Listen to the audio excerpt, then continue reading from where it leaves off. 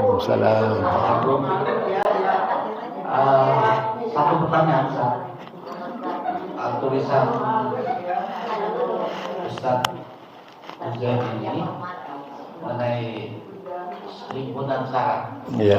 Ini apakah sudah melalui frekuensi dari Majelis Tabligh dan Tajdid dari PP? Itu aja, Ustaz. Terima kasih. Iya, itu sudah saya itu mengumpulkannya dari referensi yang ada, yang dipakai oleh Tarjih Muhammadiyah. Insya Allah tidak ada sedikit pun penyimpangan di sana. Hanya menjelaskan, mensyarah itu menjelaskan, nih kedudukannya begini-begini. Yang jelas sama sekali tidak diharapkan ada pelanggaran, karena tujuannya dalam rangka mendekatkan warga Muhammadiyah kepada ajaran Muhammadiyah. Sebenarnya ini adalah ide lama, Bapak.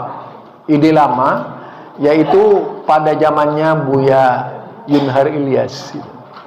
Sudah ide lama. Pada waktu itu yang ditunjuk membuat syarah Tarjih Muhammadiyah itu saya dan Ustadz Wahyudi waktu itu. Namun karena Buya Yunhar Ilyas meninggal di saat itu, akhirnya saya menghentikan syarah himpunan putusan Tarjih tersebut. Bahkan saya pernah bekerja sama juga dengan Bapak yaitu Ahmad Jamaluddin. Tahu Bapak Ahmad Jamaluddin? Ketua LPCR itu. LPCR Muhammadiyah Pusat yang ada di Yogyakarta, dulu pernah memimpin rumah sakit Islam di Cempaka Putih itu. Nah, beliau juga memesan, bahkan pesanan beliau itu di luar di luar kebiasaan, yaitu menerjemahkan kitab Jalalain dengan porsi menggunakan mufradat dan ditinjau dari aspek ilmu nahwu gitu.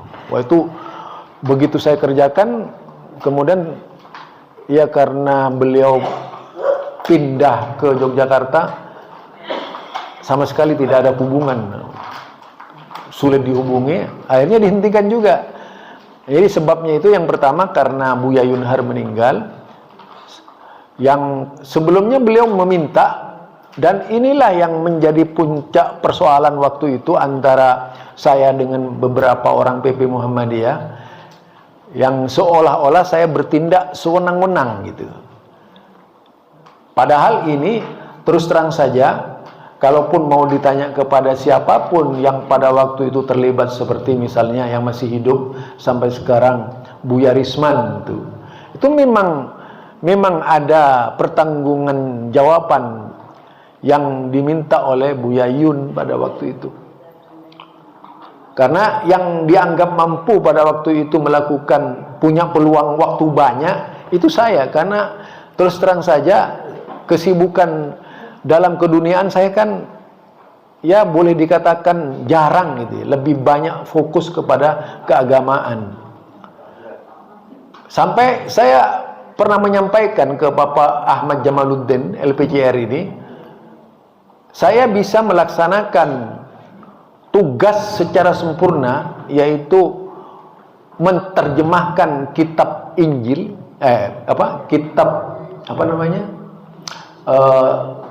Jalalain dengan model ilmu nahwu tadi, dengan pandangan ilmu nahwu tadi, itu melalui sebuah proses itu bisa dilakukan oleh saya. Tapi dengan syarat bagaimana saya tidak berpikir dapur lagi gitu pada waktu itu. Iya, karena itu tugasnya berat.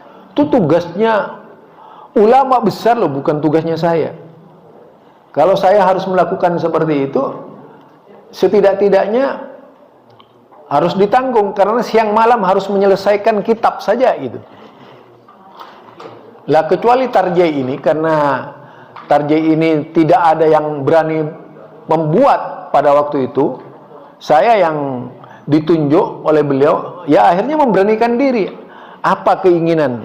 Kalau kita lihat tadi dari ucapan-ucapan saya, insya Allah tidak ada satupun pelanggaran di situ dari Tarjih Muhammadiyah. Karena 100% itu dari Tarjih Muhammadiyah dan juga didukung oleh buku-buku Muhammadiyah yang lain seperti Fatwa Tarjih Muhammadiyah, kemudian seperti Cita-Cita Muhammadiyah, Ideologi Muhammadiyah, kemudian Majalah Muhammadiyah, Suara Muhammadiyah, Tabligh Muhammadiyah, kemudian ucapan person-person yang ada di Muhammadiyah, tokoh-tokoh utamanya itu saya ambil semuanya. Nah, mendeteksi seperti itu bukan pekerjaan mudah, pekerjaan orang yang harus bebas dari berbagai permasalahan. Itu artinya tidak ada tekanan kepentingan. Tidak ada tekanan kepentingan, misalnya saya kepentingannya apa gitu di Muhammadiyah, nggak boleh itu. Harus benar-benar bebas, plong. Iya, harus merdeka dari berbagai tekanan. Baru itu akan menghasilkan syarah yang bagus gitu. Tapi kalau tekanannya karena paham ini, paham itu tidak akan menghasilkan syarah yang bagus. Nah, itu Bapak. Ya. Baik, untuk penanya kedua pada Bapak Hasimi diberikan kesempatan.